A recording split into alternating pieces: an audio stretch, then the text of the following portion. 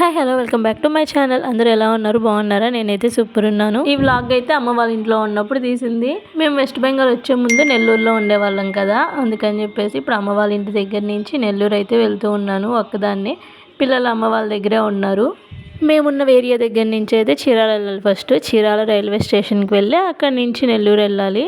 Marriage ముందు దాకా studies కోసం అయితే ఒక్కదాన్ని చీరాల భీమవరం చీరాల తిరిగేసేదాన్ని, కానీ పెళ్ళైన తర్వాత ఫస్ట్ టైం మళ్ళీ ఒక్కదాన్ని వెళ్ళడము. ఎప్పుడు మా హస్బెండ్ ఉండడము లేక పిల్లలతోనూ అలా వచ్చేదాన్ని, కానీ మ్యారేజ్ అయిన తర్వాత ఇన్ని ఇయర్స్కి మళ్ళీ ఒక్కదాన్ని వెళ్తూ ఉన్నాను. మీకు సోలోగా ట్రావెల్ చేయడం ఇష్టమా లేక ఫ్యామిలీతో కలిసి ట్రావెల్ చేయడం ఇష్టమా అన్నది కమెంట్ చేసి చెప్పండి. నాకైతే రెండు ఇష్టమే, కానీ ఏంటంటే సోలోగా ట్రావెల్ చేసేటప్పుడు మనకి రెస్పాన్సిబిలిటీస్ అనేవి ఉండవు. అదే ఫ్యామిలీ అనుకోండి, మన పిల్లల్ని హస్బెండ్ని ఫ్యామిలీని అంతా చూసుకోవాలి కదా.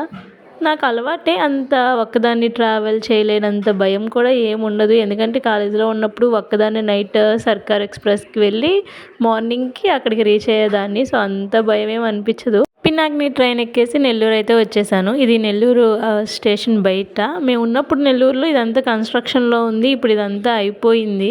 ఫస్ట్ అయితే నేను ఉండే ఏరియాకి వెళ్ళి అక్కడ వర్క్ అనేది కంప్లీట్ చేసేసుకొని అటు నుంచి అటు హాస్పిటల్కి అయితే వెళ్ళాను.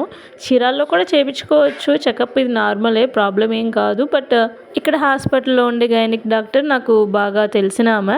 సో ఆమె దగ్గర చెకప్ చేయించుకుంటే నేను ప్రెగ్నెంట్గా ఉన్నప్పుడు అంతా నాకు బాగా సెట్ అయ్యింది, అంతా బాగున్నట్టు అనిపించింది.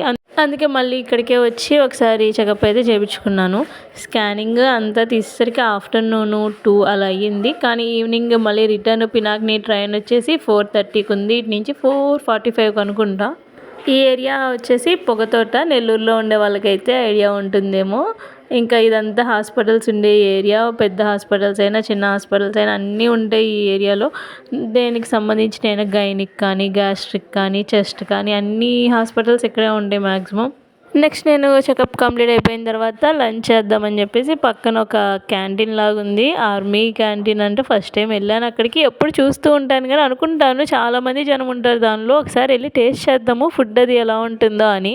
పన్నీర్ ఫ్రైడ్ రైస్ అయితే ఆర్డర్ చేసుకున్నాను. బాగుంది టేస్ట్ అయితే. మీల్స్ కూడా ఉన్నాయి, కానీ బయటకు వచ్చినప్పుడు కూడా మళ్ళీ మీల్సే ఏం తింటాము అని చెప్పేసి ఇలా పన్నీర్ ఫ్రైడ్ రైస్ అయితే ఆర్డర్ చేసుకున్నాను. లంచ్ చేసేసిన తర్వాత ఆర్ఎస్ బ్రదర్స్ ఎదురు ఒక కేఫ్ లాగా ఉంటుంది, కేక్ బేకరీ లాగా. అక్కడ ఐస్ క్రీమ్ ఉంటుంది, అల్టిమేట్ ఉంటుంది టేస్ట్. ఎక్కడికి వెళ్ళినా కానీ ఇలాంటి ఐస్ క్రీమ్ టేస్ట్ అనేది రాదేమో. అక్కడికి వెళ్ళి ఐస్ క్రీమ్స్ అయితే తినేసాను. చూసారు కదా, ఒకేసారి 2 ఐస్ క్రీమ్స్ తీసుకున్నాను, మళ్ళీ ఉండవని చెప్పేసి తినేసి ఇంకా స్టేషన్కి అయితే వచ్చేసి ట్రైన్ కోసం వెయిట్ చేస్తూ ఉన్నాను. చీరాలు వచ్చేసరికి 8:30 అయింది. ఇంక పిల్లలు ఉన్నారు కదా ఇంట్లో, ఎదురు చూస్తూ ఉండారని చెప్పేసి వాళ్ళ కోసం కొన్ని బేకరీ ఐటమ్స్ అయితే తీసుకున్నాను తినడానికని, స్నాక్స్ అవన్నీ. ఇంతే. ఈ వ్లాగ్ ఎలా ఉందో కమెంట్ చేసి లైక్ చేసి సబ్స్క్రైబ్. Thanks for watching.